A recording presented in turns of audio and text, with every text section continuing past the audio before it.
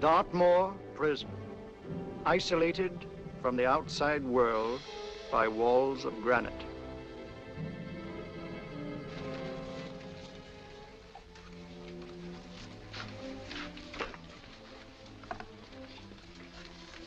They say you could get out of here by merely telling what you know. You may or may not be another Scotland Yard bloke. But I'll give you the same answer I gave the others. I still have 2 years, 8 months, and 6 days left in which to make musical boxes. That'll be sold at auction for the benefit of this delightful sanctuary.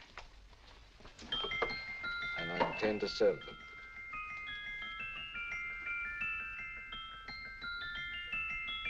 Move along. And now we come to the next object on our list, or I should say objects, because there are 3 of them. Now, ladies and gentlemen, these can be bought together or separately. Now, these beautiful little musical boxes only arrived this morning, and I didn't intend to put them on the auction block until later, but I'm going to sell them now. So, good friends, as our old pal Mark Antony used to say, lend me your ears. And what do you hear? Right. The beautiful tinkle tinkle of a musical box. What a lovely trinket. What a beautiful gift. Created and made by loving hands. A thing of beauty and utility. I was going to start with £5. It's a bargain, £5. Do I see any hands? If there's a connoisseur in the house, will go £3 for it. £2. £1. 10 shillings. Thank you, sir. Ladies and gentlemen, 10 shillings is offered for a musical box you couldn't buy anywhere in London for less than £5. It was stealing to let it go for 10 shillings, like taking milk from a baby. All right, we're starting with 10 shillings. 10 shillings, 10 shillings is offered, 10 shillings is offered, 10 shillings is offered. Will anybody give me £1? Will anybody give me £1? Oh, won't someone going to give me £1? £1 is offered, £1 is offered, ladies and gentlemen, £1 is offered is against you, sir. Will you go to £2? Will you go to £2, sir? £2. £2 is offered. £2 is offered. Going once. Twice. Third and the last call. Sold to the gentleman for £2. Sorry, my dear. Now, ladies and gentlemen, comes the opportunity to purchase an exact duplicate of the beautiful little musical box just bought by this gentleman for the ridiculous low price of £2. Oh, it's exactly the same. Exactly the same. Made with the same hands. You hear that? Isn't that lovely? That tinkle, tinkle, tinkle, tinkle. Sounds like Bow Bells to me, you know, with little angels pulling on the ropes, eh? Who'll give me £2 for it? Who's starting with £2? Will anybody start with £2? Oh, come, ladies and gentlemen. You know, from your enthusiasm, we might all be in Scotland instead of London. Please buy it for me, Daddy. £2, certainly not. We all might be in Scotland. Besides, I don't like his manner. £1, 10 shillings. £1. £1 is ours. £1 is offered. £1 is offered. Going £1. Any advance? Going once. Going twice. The third and the last call. Sold to the lady for £1. Smart bidding, my dear. Thank you. We come to the third and last of these beautiful little musical boxes. Exactly the same. Tinkle, tinkle. Isn't that lovely? Ladies and gentlemen, I don't bring you here to gull you and swindle you. This is the exact replica of those 2 I just sold before.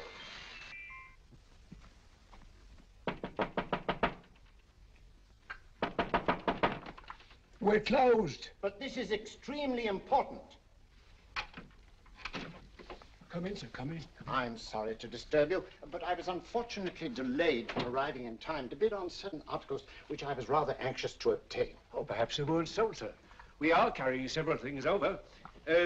What might the articles be, sir? 3 identical musical boxes, about so large. Oh, I'm sorry, sir, but they were sold. Pity you weren't here to bid on them. They didn't bring anything like the real value. I'm most anxious to obtain them. I wonder if your records would show who the purchasers were. Oh, we don't usually give out that information, sir. For certain, shall we say, sentimental reasons, I'm most anxious to get in touch with the purchasers. I'd be willing to pay, shall we say, £5. Well, for certain sentimental reasons, sir, we'd be very happy to oblige. Alfred, today's sales. The 3 musical boxes. Musical boxes, oh. Ah, here we are.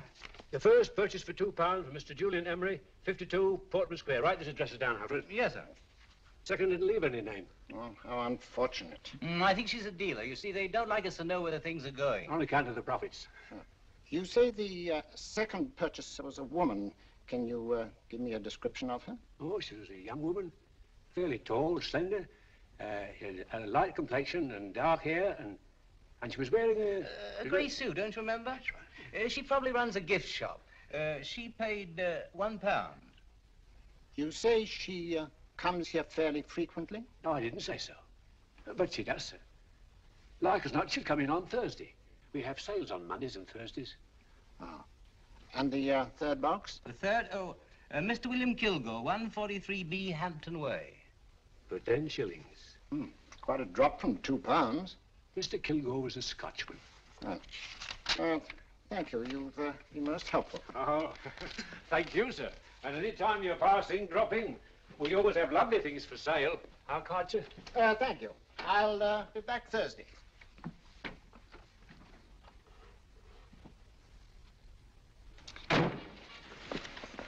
The message reached us too late.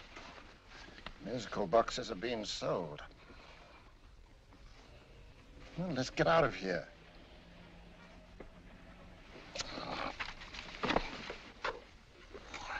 Someday you'll go too far. Reaching for a star, you fool. Yet a fool may touch a star, Colonel Cavanaugh, if he but reach high enough. But not possess it as you would. The musical boxes, they're being sold. What a pity for you, my dear Colonel. Is it my fault that the message reached us only an hour ago? Is it my fault that they were sold? She can't hold me responsible for that. Hope for your sake you're right.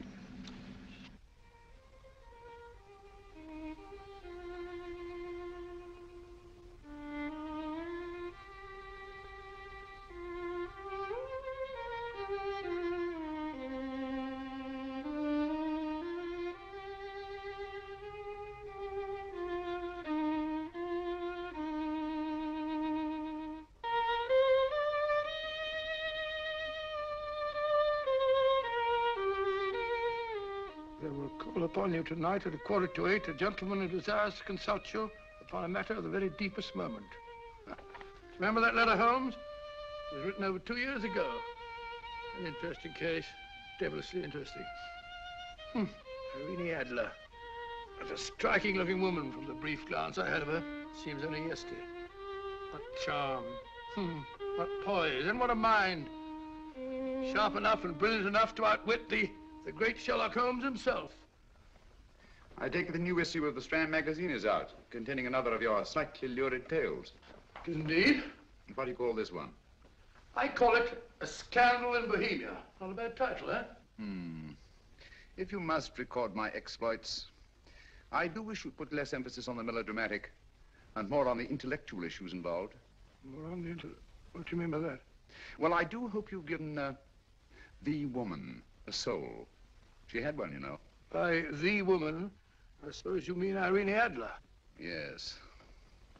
I shall always remember her as the woman.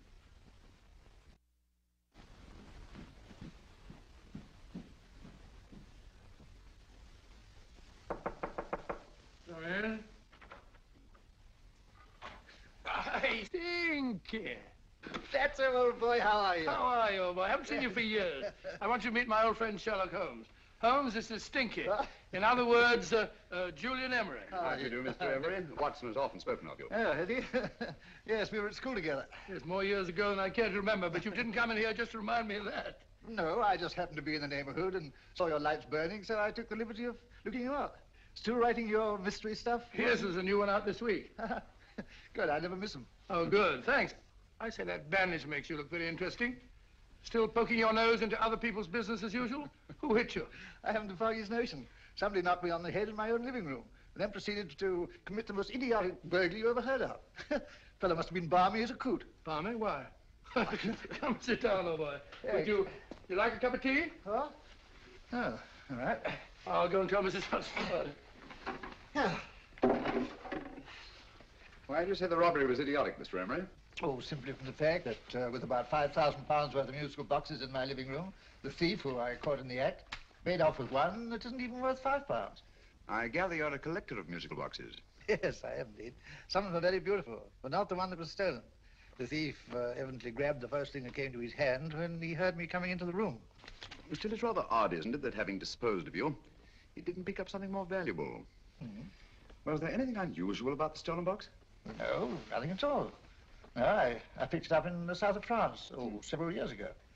You say you have many valuable music boxes. And yet the thief made off with one that isn't worth £5. Sounds like rather an intriguing little problem. Well, I take it that he was just an ordinary petty thief and didn't know the value. That is a possible explanation, and yet I venture to say that the average petty thief has a more extensive knowledge of the value of object d'art than the average collector. Well, anyway, that's Scotland Yard's theory. They didn't get very excited about it. That's consistent anyway. I wonder if I might see your collection, Mr. Emery. Oh, of course you could, yes. Nothing a collector likes more than showing off his trophies. When would it suit you? No time like the present. Good. My place is just round in Portman Square. Shall we? Yes, right. Hello? Where are you going? Stinky hasn't had his tea yet. Oh, I'm sorry. We're going round to my place, where I'm going to give you something better than tea. Now, this one was made for Louis XV, and is one of the very few still in existence from that period, and a particularly fine specimen at that. Charming, isn't it? Quite. It all sounded to me like a lot of mice running about on a tin roof. I'm afraid you have no ear for music, Watson. Give me a good old band playing a rousing march. You'll have all your silly little tweets.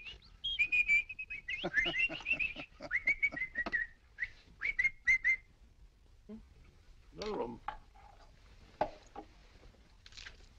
This is me.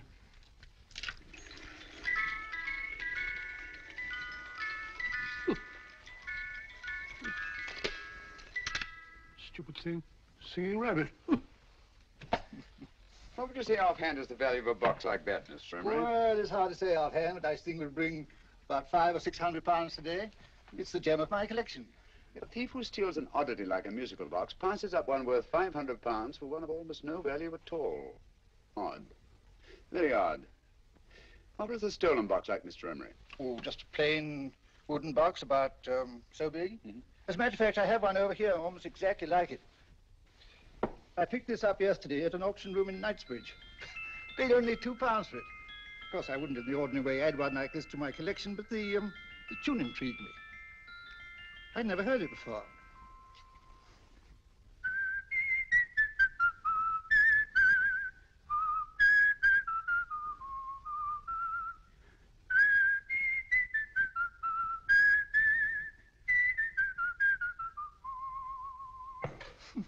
You have a remarkable ear for music, Holmes. Rather an unusual melody. Sit down, Bill. Thanks. You say you bought that box at an auction sale yesterday? Yes, the Gaylord auction rooms in Knightsbridge. Run by old, what's his name? Crabtree. That's the man. At what time was the robbery committed? Oh, about 3 o'clock this morning.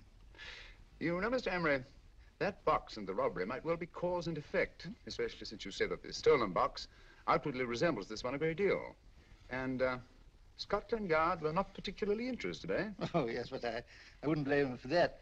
Especially as I told him I was quite unable to describe the thief, except, of course, for the fact that it was definitely a man. All you remember is that you came in here and someone struck you on the head. Yes, the next thing I knew, my man was trying to revive me. It might be wise for you to put that box away somewhere and lock it up. Oh, I don't think that's necessary. Besides, everything's insured. Well, at least if any further attempts at robbery are made, I'd suggest that you call the police, rather than running into any personal danger. Oh, come, Holmes, aren't you being a bit of an alarmist? Possibly. Well, must agree with old Stinky. Seems to me you are making rather a mountain out of a molehill. Molehill is the word, old boy, and it's time you were in bed. Thanks so much for letting us see your place. Now the best, been glad meeting you. Holmes, I can't understand why you were so mysterious. Seems to me the petty thief explanation was the only sensible one. Really? Yes, I can't see how you can believe it was anything else. I didn't say I believed it to be anything else. The petty thief theory is the obvious one, I grant you. However, it's often a mistake to accept something as true merely because it's obvious. The truth is only arrived at by the painstaking process of eliminating the untrue. We are not able to do that in this case without further data. Rubbish, you're pulling my leg. You're trying to turn a tuppenny halfpenny robbery into an international plot. No, I'm not. I just hope that your friend Stinky is a little more cautious in the future. Just in case.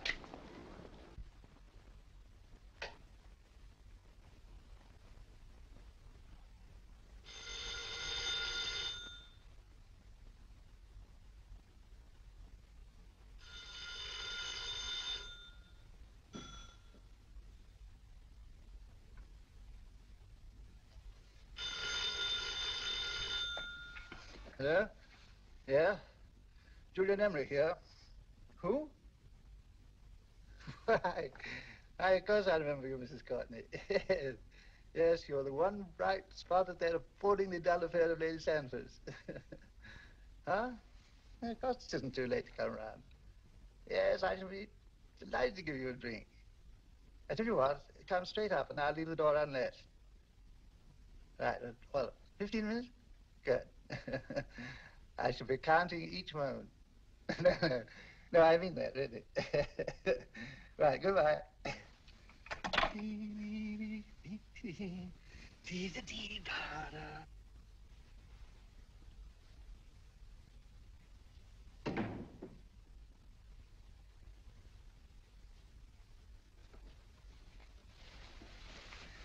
Boo!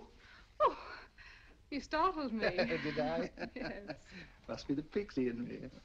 I know I shouldn't have called you so late, but I was at a party just around the corner, and I remembered your invitation to see your collection of musical boxes. My dear Mrs. Courtney, pleasure is all the greater for being so unexpected. My friends call me Hilda. Thanks.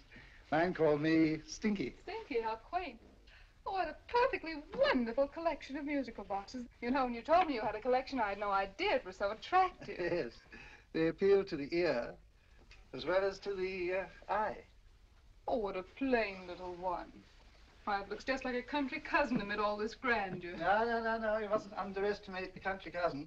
Only last night a burglar broke in here, and with all these to choose from, went off with one very much like it. Really? Yes, I don't mind the loss of the box so much, but I do resent this crack on the skull. But it makes you look so interesting. Oh, do you think so? Uh-huh. It's funny, that's what old Fatso said. Fatso? I mean, Dr. Watson. He was here this evening with a friend, Mr. Holmes. He's interested in my collection, too. Sherlock Holmes? Yes. Do you know him? I've heard of him. Yes, he seems to think I'm in some sort of danger. What a haunting tune. It takes me right back to my childhood. Really? You know, it's odd that you should be interested in that particular musical box. Odd? Why? Because Mr. Holmes is also interested in it. He may have been more interested in the tune than in the box. I did, yes, that's right. I remember now. He whistled it note for note, having heard it only once. Really? He must be a remarkable man. Bit of an alarmist, if you ask me. Don't you believe in warnings? Of course not. Who'd want a box like that? I would. You're not serious. Oh, but I am. Well, you put me in a very awkward position. I'm a collector, you know. And the collector buys but never sells. But if the price were high enough... Price has nothing to do with it. It's the principle of the thing. Yes, well, we haven't had our drink. No, thanks. I must be getting along. Must you really? I'm afraid so. You're not walking out on me, are you? My reputation, Stinky. I say, you know, you are an attractive woman. Thanks.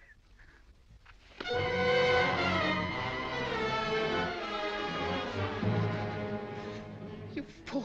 I told you to wait outside. What did you have to kill him for? All I had to do was walk out with this. He held you in his arms. Don't touch him. Don't touch anything. Now get out. I'm sorry. You're sorry. What about me? This is murder. What about Scotland Yard? What about Sherlock Holmes? Now get out!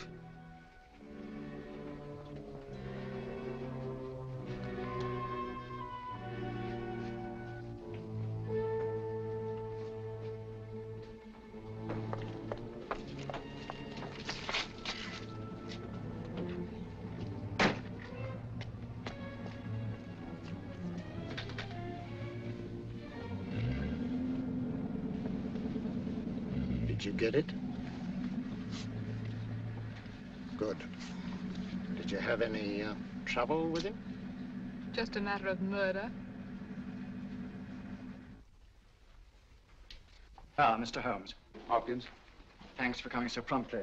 Inspector Lestrade suggested that I call through to you.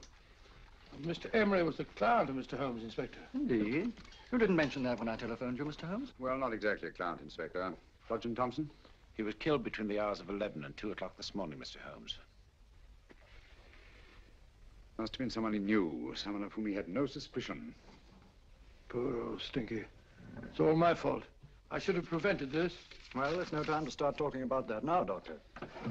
Apparently it's gone. That's the second attempt on the musical box that Emery bought at the auction sale. And this time it was successful. But that box is only worth £2. It was worth a man's life, Watson. I think we'd better pay a visit to Gaylord's auction room and that fellow Crabtree. Inspector, may I suggest that you make a complete search of this flat for a small, plain, musical box about that size? Thank you. Come on, Watson. You say the first box went to Mr. Julian Emery. The second to Mr. Kilgore, 143B Hampton Way. And the third to the unidentified young lady who presumably has a shop and lives near Golders Green. That's right, Mr. Holmes. Isn't it rather strange, Mr. Crabtree, that you should have had 3 identical musical boxes all playing the same tune? Where'd they come from? Dartmoor Prison. Dartmoor? Yeah, we get a regular shipment from there every month. The inmates manufactured them. Well, they make all kinds of things, you know, pipe racks, waste paper baskets, musical boxes. Did you happen to notice if anyone showed any particular interest during the auction in the purchasers of these 3 boxes? Oh, come now, Mr. Crabtree. This is very literally a matter of life and death.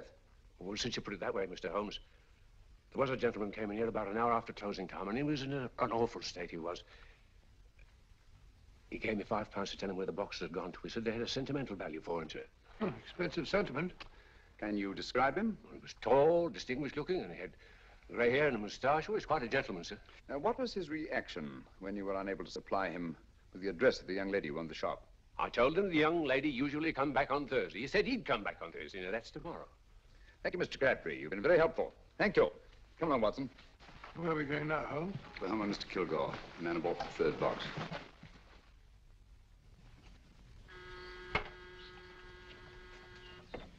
But hang it all, Holmes, how do you know those other 2 musical boxes are of any importance? I don't, but I certainly have no intention of waiting until the owners are murdered to find out. No one at home. I hope that's the explanation. I'll have a look through this window.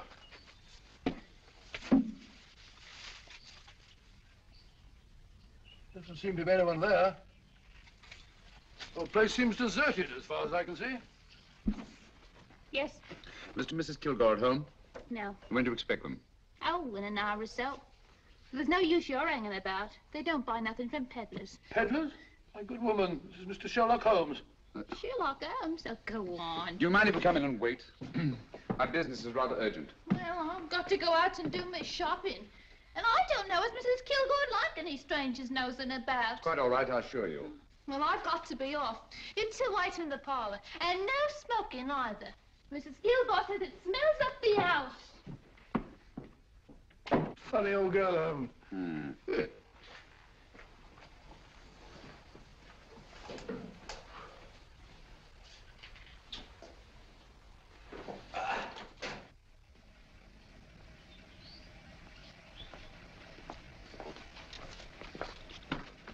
Park Lane. Park Lane? And what would the likes of you be doing in Park Lane? Now, don't worry about the fare, Ducky. If you knows how to get to Park Lane, up it.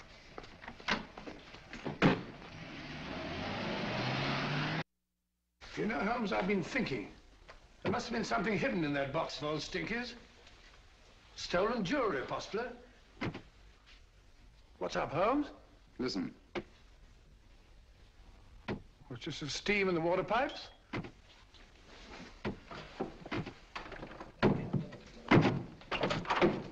Watson! Great Scott! Come on, Holmes. Get on the chair here. It's all right, my dear. There. Now, don't worry. It's all over. There you are, dear. Don't cry anymore. She tied me up and shut me in the cupboard. I know. She won't come back. Did you show her your new musical box? Yes, she said she wanted to hear it play, and as soon as I showed it to her, she grabbed hold of I it. know. Now, don't worry. We'll buy you a new musical box. Yes, my dear, the best one in London. Watson. Oh, what a fool I've been. What do you mean, Holmes? She took the musical box out of this house in that market basket, right under our very noses. Why could the Kilgore charwoman want to take the music box? She isn't the Kilgore charwoman. She's a consummate actress. An extremely clever, unscrupulous woman who will stop at nothing. Take care of the child, will you, Wolf, till our parents get back. Explain everything to them. Of course I will. But, Holmes, where are you going? Somewhere, somehow, I must get to the young lady who bought that 3rd musical box before our opponents find her. I only hope that I won't be too late. Oh, no. No, darling, you mustn't cry anymore. Now, cheer up. Would you like to hear old Uncle make a noise like a duck?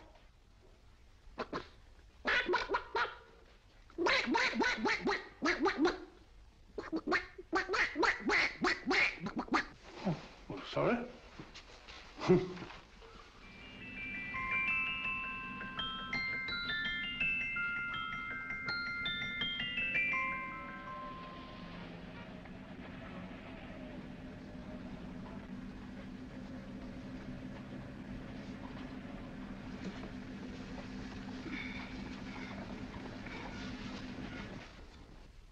And now, ladies and gentlemen, how much am I offered for this beautiful lace Dresden china figurine?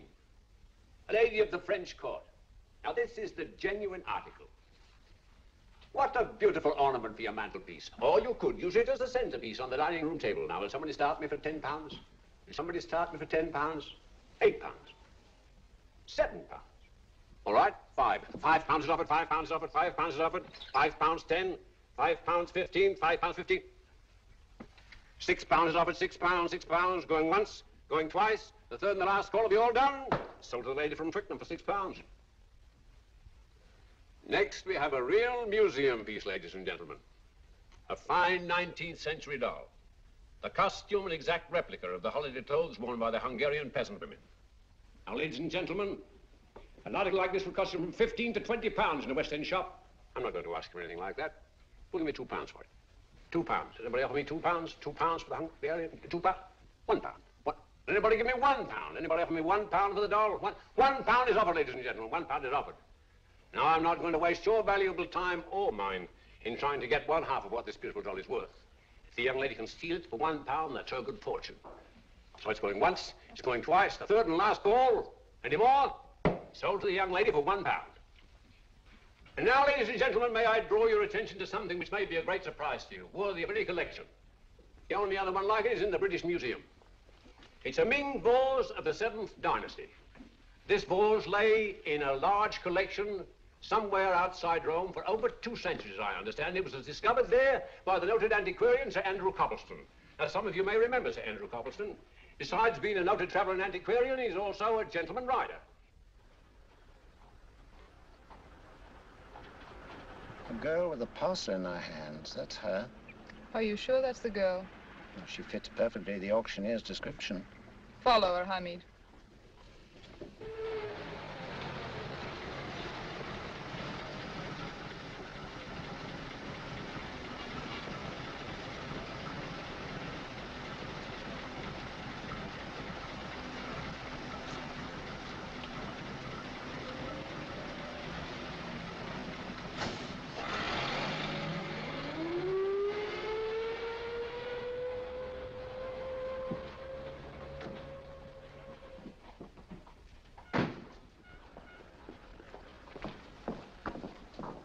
It's lovely, dear. And only £1. We can get at least 3 for it. Easily. I'll go make some tea. I could do with a cup. Right. Good afternoon. Good afternoon. I'm looking for a birthday gift for a 7-year-old girl. What would you suggest? We have some lovely dolls. Now, this Hungarian I think peasant- she has enough dolls already. Books are always welcome. Well, I'm looking for something a little different. Well, that's rather cute. What is it? Oh, that's a musical box. Children always love them. And this is an exceptionally nice one. It plays many tunes.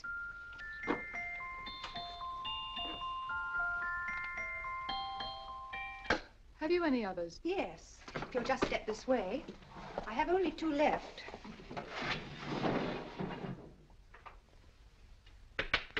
Oh, nice.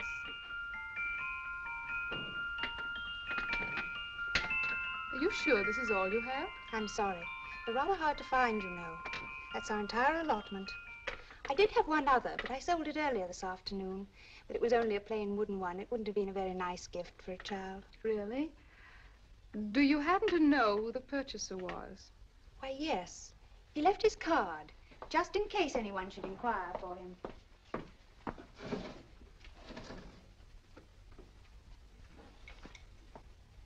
How interesting. I'm sorry, but I'm afraid I'll have to look a bit further. Thank you anyway. Good afternoon. Thank you.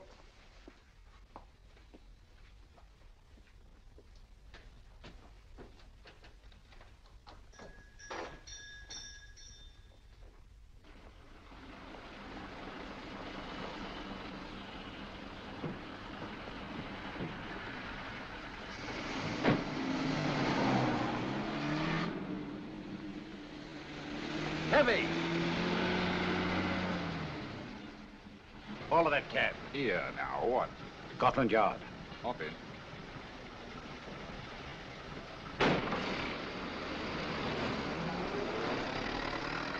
Sherlock Holmes. I might have known. We thought we were the hunters, instead of which we're the hunted. We've been fools. We played right into his hands. Of course. He's had us followed. Don't look. The man in front of the toy shop. Hamid, turn sharp right at the next corner and again at the next.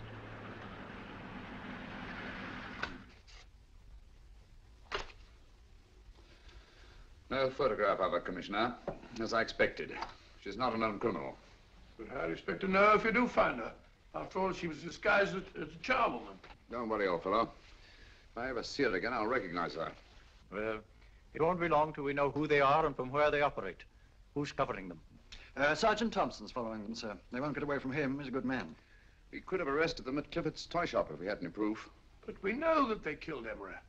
Proof, my dear fellow. We must have proof.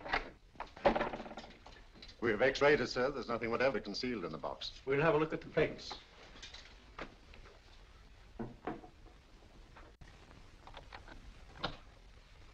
There must be some clue. And it's probably so obvious that we've all overlooked it. Seems to me we're up against a bunch of lunatics. Not lunatics, my dear fellow. Extremely astute, cold-blooded murderers. What can these little musical boxes have in them that's so important? Don't forget, they were made in Dartmoor Prison. You can smuggle stuff into prison, but not out. You want us to break the box apart, sir, to see if there's anything the x-ray hasn't caught? No, not yet. Do you mind if I take it? Certainly. Thanks.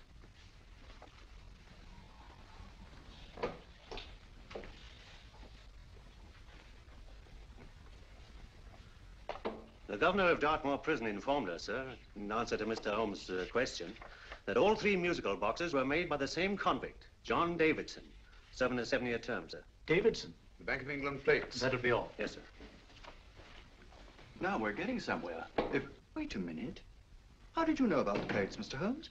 I'm a student of crime, Inspector. I make it my business to know about such things. And when the name of Davidson was mentioned... Well, who is this fellow Davidson?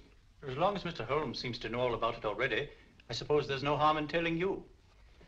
2 years ago in London, there occurred a robbery of such tremendous importance, although the stolen articles themselves have no intrinsic value whatsoever, that the Home Secretary was instrumental in seeing that not a word of it appeared in any newspaper. But you never told me anything about this, Holmes. You were away at the time. Articles of no intrinsic value and yet of such importance? I don't understand. Davidson was apprehended within 15 minutes of committing the theft. But by that time, he'd hidden the articles in question and they've yet to be found. Before going further, Dr. Watson, I must inform you that this matter's not to be mentioned outside of this room. Of course not. Do I look like a man who'd gossip? Let's not go into that now, old fellow, shall we? Davidson had been employed for years in a position of extreme trust by the engravings department of the Bank of England. The articles he stole were nothing less than a complete duplicate set of plates for printing £5 notes. What? The Bank of England's own plates? Precisely. And with those plates, a gang of crooks could flood England with £5 notes, not forged in the usual sense of the word, but notes undetectable from genuine Bank of England notes in any way whatsoever. Good heavens. Any whisper at all might have resulted in enormous damage in shaking public confidence in the Treasury. We tried everything after we arrested Davidson. Offered him a shorter sentence if he'd tell us where he'd hidden the plates. Why, we even put in Scotland Yard men with him as cellmates, but no results. Obviously, Davidson is a man of strong character and infinite patience. Yet suddenly he feels impelled to smuggle out the secret of the hiding place of the plates to his confederates. Why? I don't understand, Mr. Holmes. Well, for example, has the Bank of England made any plans to radically change the design of the £5 note so that in, say, 7 years from now, notes made from the stolen plates will be worthless? Confidentially, Mr. Holmes, such a move was discussed. But replacing all the £5 notes in circulation would be such a Herculean task that nothing's been done about it as yet. I see. Of course, there is another possible explanation. Davidson didn't have much time to find a hiding place before he was captured. He may be afraid that the plates will be accidentally discovered before he's released. Hence his anxiety to communicate their whereabouts to his confederates as soon as possible. I believe you've hit it, Mr. Holmes. I'm sure that the message is contained in this musical box. Or rather, in all three musical boxes, since possession of all three seems to be essential. Our opponents have 2/3 of the puzzle, we have 1/3. Well, what are you going to do, Holmes? Try to deduce the message from the 1/3 that we have.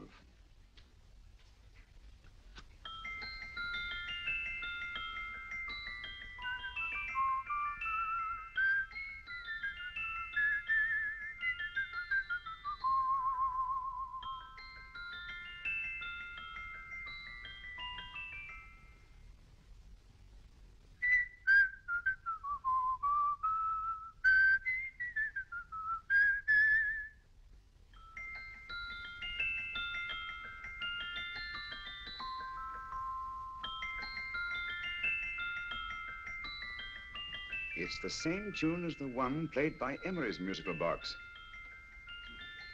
And yet it's different. Sounds the same to me. The tune. Somehow the tune is the key to the mystery.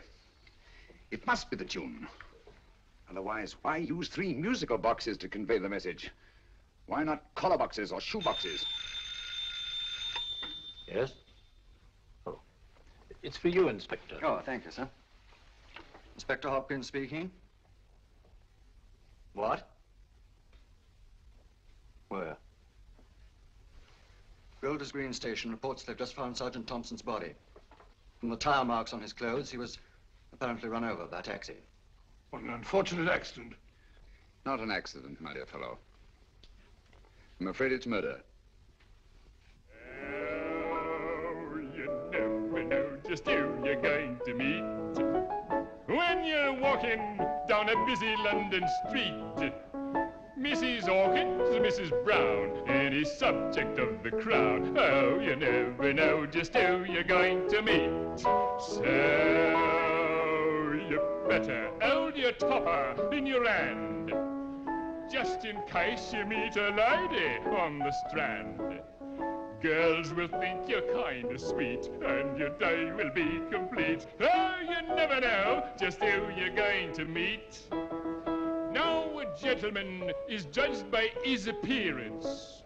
Yes, a gentleman is judged by how he talks. Now, he's much better off when he's acting like a toff, especially if he's taking him a walk. What on earth is this outlandish place? A rendezvous for actors. Actors? Buskers, old boy. You've seen them 1,000 times. Actors who entertain the queues, waiting outside theaters. You never know just who you're going to meet when you're walking down a busy London street. So you better wear your best, hold it nice to look your best, 'cause you never know just who you're going to meet. So you better keep your manners right in view, just in case a lady gives a how d'ye do. Keep your trousers in a pleat, shine your shoes and keep them neat, 'cause you never know just who you're going to meet. Blimey. Mr. Holmes. How are you, Joe? Never met him. And yourself? Fine, thank you. I want you to meet a friend of mine, Dr. Watson, Joe's sister. Oh, well, any friend of Mr. Holmes is a friend of mine. Hi, Joe. He did me a good turn once that I'll never forget. Yes, I cleared Joe of a most unpleasant charge. Murder, no less. Oh, really? By proving to the satisfaction of the police that he was busy at the time blowing open someone's safe. That's right, Governor. Good gracious me. Joe, now you can help me. Come on, buzz off, buzz off.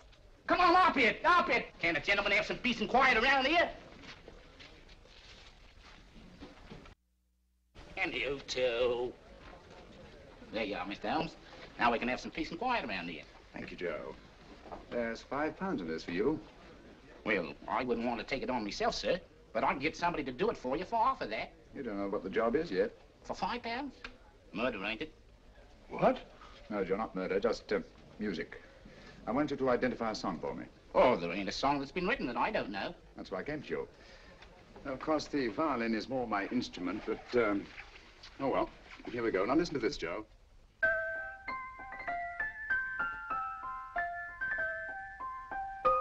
Wait a minute. You're playing that wrong.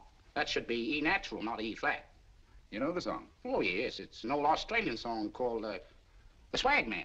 But you're playing it all wrong. That's what I hoped you'd say. Now, listen again, Joe.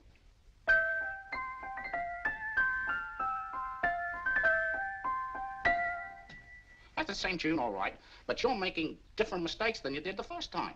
No, not mistakes, Joe. Call them variations. Here, play the song for me, will you, the way it's written.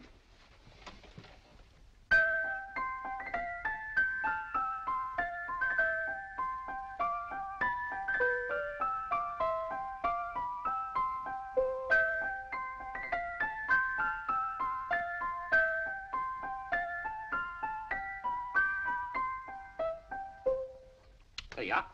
Thank you, Joe. What's it mean, Holmes? Are you onto something? Perhaps. I don't know yet. It's probably a code of some sort.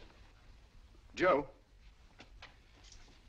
could you write the song down for me, the way it was originally written? Oh, sure, Mr. Holmes. But it'll take a few minutes. Here, Mabel. Pale ale. Come on, up to it. Along with it.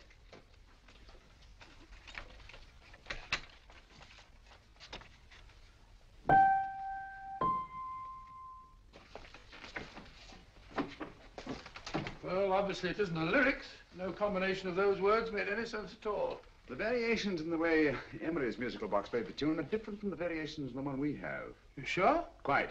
You see, I took the trouble to memorize the tune as played by Emery's box that night we were with him in his flat. Holmes, you amaze me. Elementary, my dear fellow. One of the first principles in solving crime is never to disregard anything, no matter how trivial. But why the 3 boxes? Why not 1? Because the message was obviously too long to be conveyed by any one variation. Then there's the 3rd box, the one that woman took from the Kilgores. That contains yet another set of variations. Yes, well, it's all beyond me. Well, all we have to do now is to find the secret of the variations. Not a very easy problem to solve, my dear fellow. Hello. What's up? We've had company. I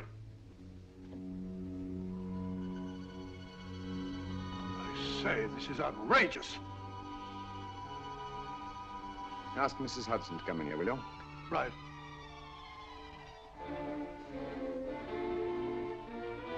Mrs. Hudson? Yes? Oh, there you are. Will you come up here at once, please? Oh, coming, sir.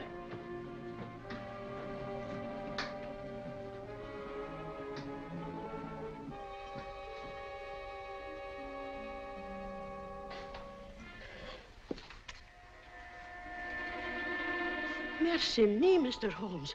What has happened? Who called while we were out, Mrs. Hudson? Just a young lady. The one who said you wanted her to wait for you. And a nice-looking old gentleman with Our her. friends again, Watson. Friends? What did the young lady look like? Oh, I couldn't see her face. She had a heavy black veil on. But she had such a nice way with her. Oh, I'm sorry, Mr. Holmes, if I've done anything wrong. But you did say I should always let clients come in and wait for you. Don't worry, Mrs. Hudson, don't worry. You had no way of knowing. It's quite all right, quite all right. Now, don't worry, Mrs. Hudson. Don't worry. Where on earth's the musical box? They didn't get it. Didn't get it? Where is it? It's in your hand. Huh? That biscuit jar. Take the biscuits off the top. Now put your hand inside, and you'll find the music box. Well done, Holmes. Well done. Amazing.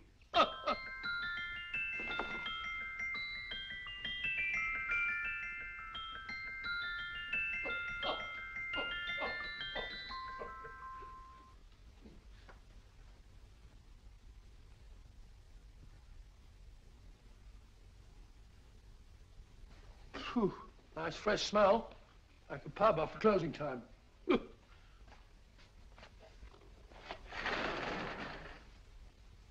I say, Holmes. What? It's morning. Allow me to congratulate you on a brilliant bit of deduction.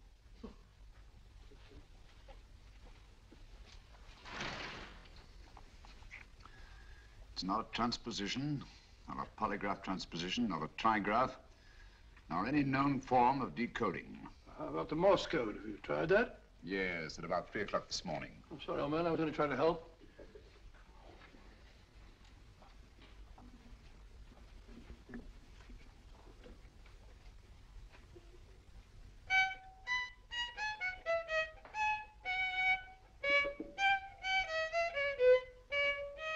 Oh, do me a favor. Not again. Must have heard that thing 1,000 times. Kept me awake all night.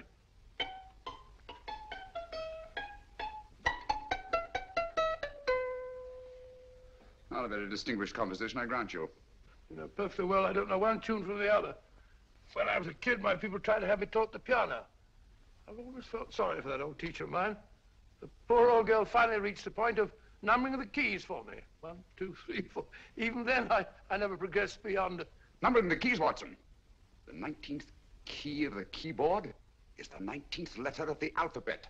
S. Here. Write this down when I give it to you, old fellow, will you? The first altered note. Write S first. Now, the 8th key is H. The 5th key, E. The 12th key, L. The 6th key, F. S-H-E-L-F. Shelf.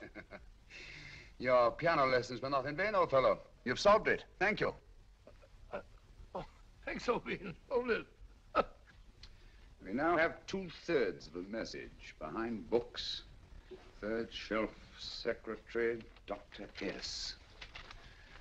Presumably, these are the first and second portions of the message. And this gang has the first and third parts of it. Precisely. Then it's a stalemate? Yes, Commissioner, but we can't leave it like that. There's no doubt in my mind that they'll try to secure our 1/3 of the message that's missing. Well, I assume you've taken every precaution to guard the Clifford music. Oh, yes, it's carefully hidden at Baker Street with Dr. Watson on guard. However, I'm reasonably certain that, difficult as it may be, we can find the plates even without the missing part of the message.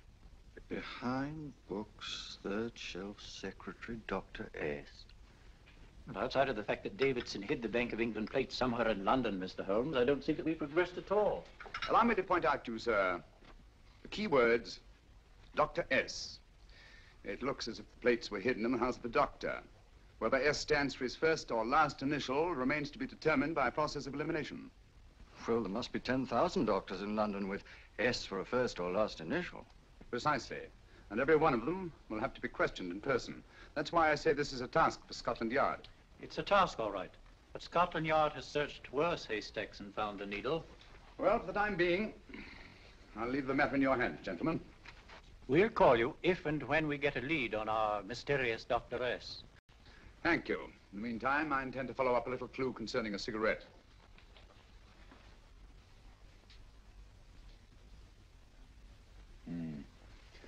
You're certain of the identification of the tobacco? Absolutely. I have made up this special blend for only 3 customers. It is almost pure Egyptian, with admixture of latakia for added body, and a pinch of perique. Merely a whisper, as one might say, for elusive fragrance. Yes, yes. And the 3 customers? Major Wilson in Bombay, India. Mrs. Catherine Leamington Smith in Ireland. Yes, and the 3rd? Mrs. Hilda Courtney of Park Mansions, Bryanston Square. Thank you. Thank you very much. You've been most helpful. It is a pleasure to have been of service, Mr. Holmes.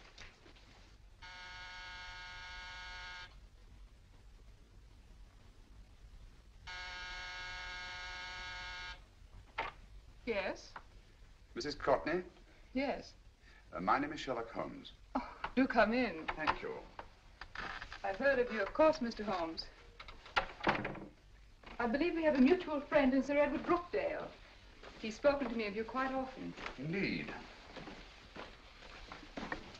And to what good fortune am I indebted for this visit? I think you know Mrs. Courtney. Well, I did get a summons for speeding last week. But outside of that, I don't think I'm of any interest to the police. Oh, come now, Mrs. Courtney. You seem to forget that you and I have met before. I'm sorry. I'm sure I would have remembered meeting the great Sherlock Holmes. Please sit down. Thank you. You say we met before? Yes. At the home of Mr. and Mrs. Kilgore, 143B Hampton Road.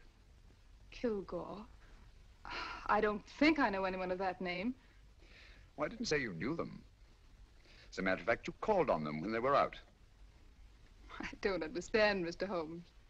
Really? And you were dressed rather differently. Indeed. Cigarette? Thank you.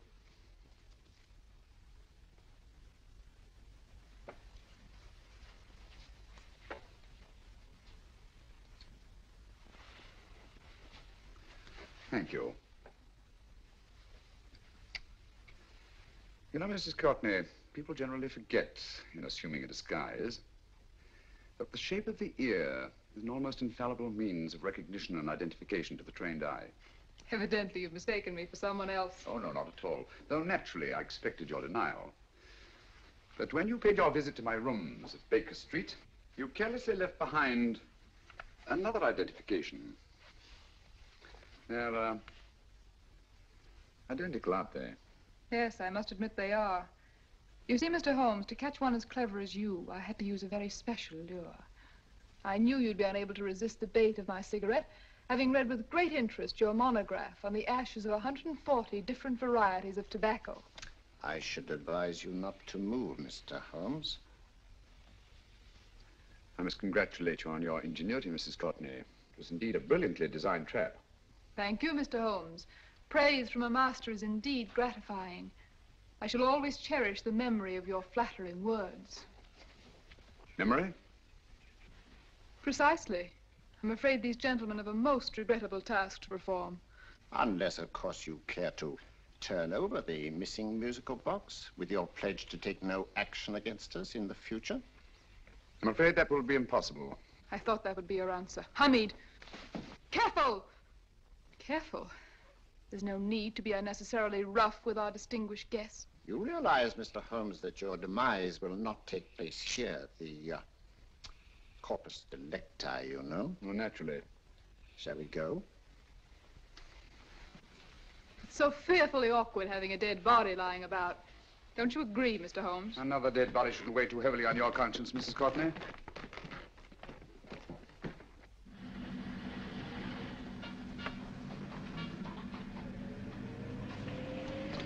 Do you mind if I have a cigarette? Don't see why not.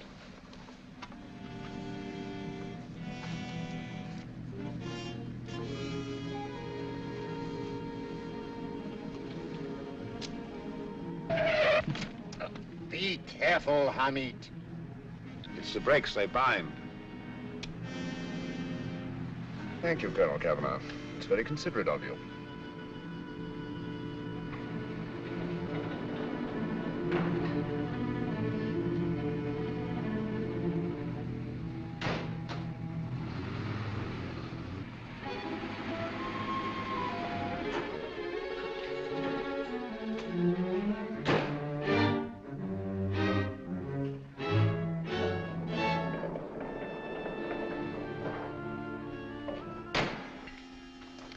You'll be happy to know, Mr. Holmes, that your death will be a painless one.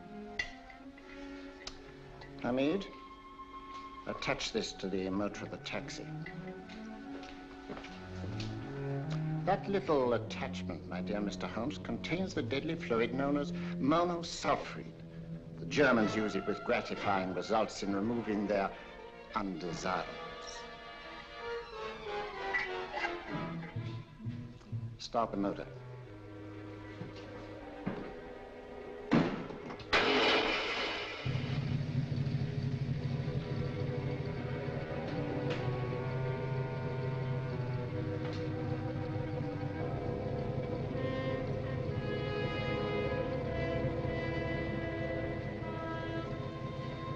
Tape his mouth.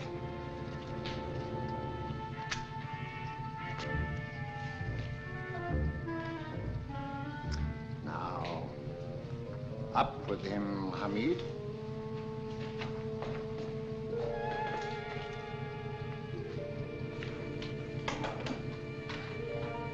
You find yourself like Muhammad's coffin, Mr. Holmes, suspended between heaven and earth. Plenty of fuel in the tank? Good. It would be too bad to have anything go wrong through so simple an oversight.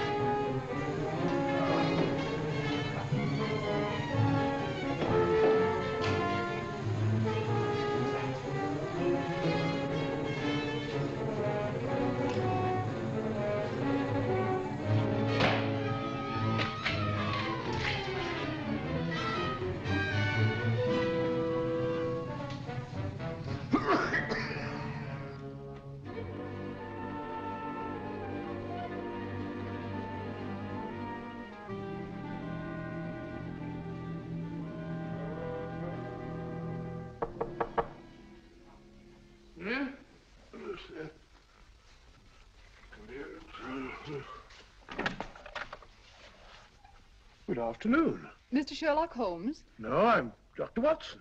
Oh, of course, Dr. Watson. How stupid of me. Oh, so, this is stupid of me. Won't you come in? Well, I really came to see Mr. Holmes. Oh, I'm afraid he's out. I don't know when he'll be back. Perhaps there's something I can do. Won't you sit down? Thank you. You know, Sherlock Holmes and I have been engaged on a great many cases. Oh, really? Yes, indeed. As a matter of fact, this very moment, we're involved in one of the most baffling... Oh, well, won't you tell me your trouble, and I may be able to help you. It's very kind of you, Dr. Watson. Perhaps if I wouldn't be imposing too much. Imposing? Oh, there's no imposition. No imposition at all. A pleasure, I assure you. Now, tell me all about it, Miss Williams. Mrs. Williams. I live in Surrey, Dr. Watson, and I've come up to London in sheer desperation. My only sister has disappeared, and the local police seem utterly unable to find her. Well, Holmes and I solved a case exactly like that once. Very interesting, as far as I remember. I call it the adventure of the solitary cyclist. Oh, sorry. Now I come to think of it, it wasn't so very similar. Entirely different. I don't think what I was saying. Where were we? She's only 17, Dr. Watson, and until she disappeared last Thursday, she seemed to be in the best of spirits. Possibly a romantic entanglement? Oh, no, nothing of the sort. She left no note, didn't even pack a bag, no explanation. She just started to walk to the village from our house in broad daylight and simply vanished from the face of the earth. Oh, there. Might I have a glass of water? Glass of water. Have one minute.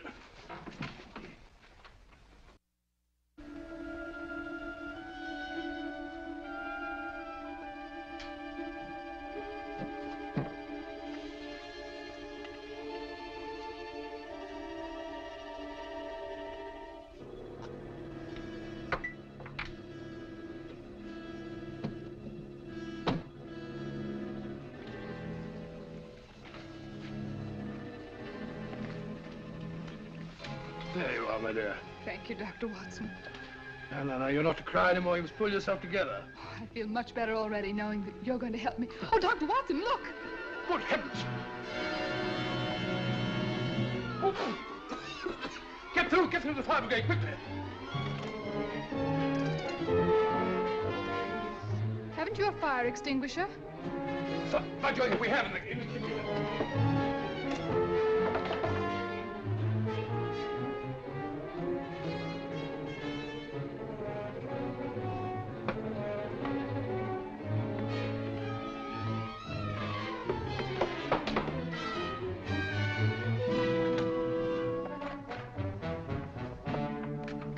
Don't you worry, Miss Williams. We'll have this thing out in no time.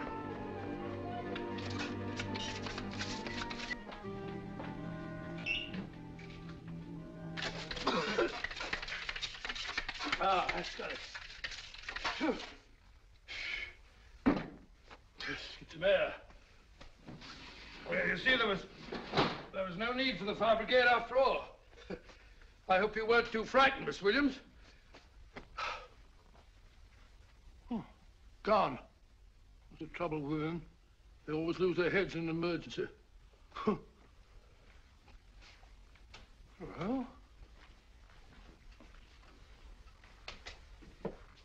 a musical box. Great Scott! Miss Williams!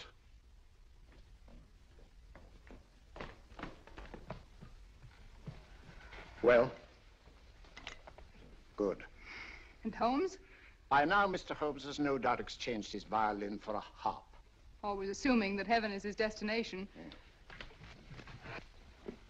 And now that we have the missing musical box.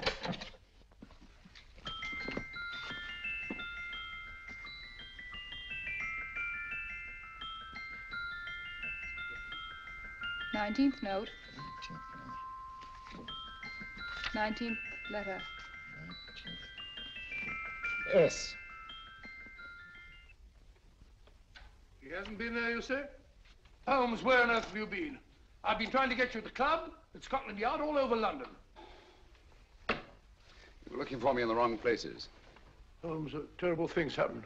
I've been duped. That woman, she made a complete fool of me. Well, what do you mean?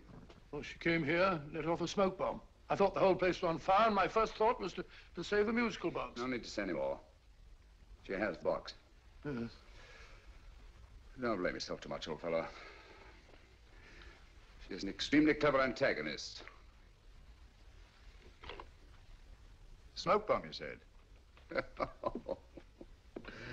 Well, you can console yourself with the thought that your charming friend is at least a reader of yours. What do you mean? If I remember correctly, you wrote about my little experiment with smoke and the cry of fire in a story you entitled A Scandal in Bohemia, which has just appeared in the Strand magazine. All right, old boy. Don't rub it in. Well, it may turn you up to know that you made a fool of me, too. That cigarette stub was planted here for one express purpose. We're going to bandaging around this place. Bandaging? What's the matter, Holmes? You hurt? Explanations will have to wait until later. At the moment, we're faced with a problem that I fear is insurmountable. Come over here, old boy, will you? Right. Our opponents are in possession of all three parts of the code. And here are we, while the Bank of England plates pass into their possession. Cheer up, old fellow, cheer up. As Dr. Samuel Johnson once said, there's no problem the mind of man can set that the mind of man cannot solve. What's that, old fellow? I was just quoting Dr. Samuel Johnson. He said there is Thank you, Watson. Thank you. Leaving the front reception room, we come into the main hall, where Dr. Johnson was in the habit of passing through to have his meager meals in the dining room opposite, in company with his friend and biographer, James Boswell. We will now pass up the stairway, which remains in its natural wood finish, just as it was when the good doctor was here. The framed etching on the wall is believed to have been presented to Dr. Johnson by the distinguished painter, Sir Joshua Reynolds. I've been told here that picture was given in by Mrs. Thrale, and it's definitely not a Reynolds. Is that important, my dear? Oh, I'm sorry. This way, ladies and gentlemen, please, this way. Move along, children, move along. The secretary's not on this floor. Patience, Hamid. I have a feeling My that... dear Colonel, with Sherlock Holmes out of the way, what could go wrong?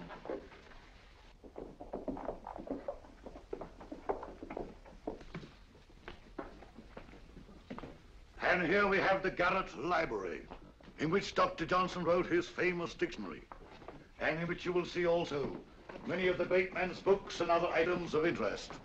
Step forward, ladies and gentlemen, please, step forward.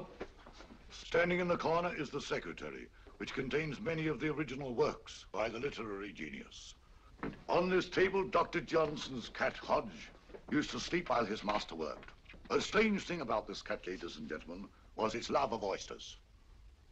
They do say that the dear doctor often went hungry to find the cat that delicacy. What a pity. Now we will visit the grain room, which is immediately below us, in which you will see the very bed in which Dr. Johnson died. What did he die of? Gout. Just gout. This way, ladies and gentlemen. Mind the steps, please.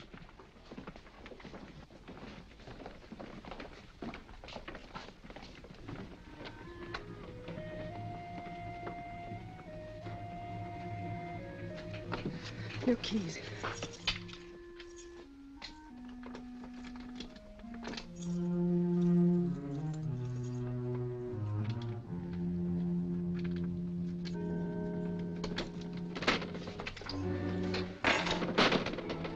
Third shelf up.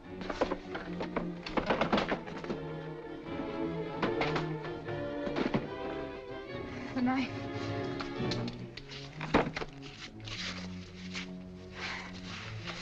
Gentlemen, the Bank of England plates. Well, Mrs. Courtney, so we meet again. No, I shouldn't do that if I were you, Colonel Cavanaugh. I must congratulate you, Mr. Holmes. You're far more clever than I thought. Thank you, Mrs. Courtney. Praise from you is indeed gratifying. I shall always cherish the memory of your flattering words. Memory?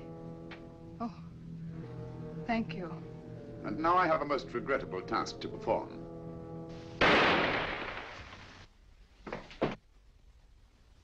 Holmes! Coming, Holmes! Holmes, you all right? Perfectly, thank you, old fellow, but I think this gentleman on the floor requires some medical attention. We will see that he looks his best, you know, when he's hanged. Take them in charge.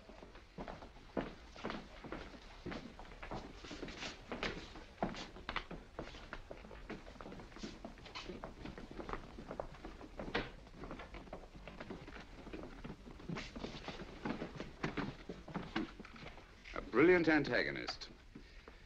It's a pity her talents were so misdirected. Will you see that these plates are returned to the Bank of England, Inspector? I still don't understand how you solved it, Mr. Holmes. It's entirely due to Dr. Watson. He gave me the clue when he mentioned Dr. Samuel Johnson. Well, congratulations, Doctor. Oh, thank you, Inspector. I don't think I'd have done it entirely without Mr. Holmes's help, you know. Oh.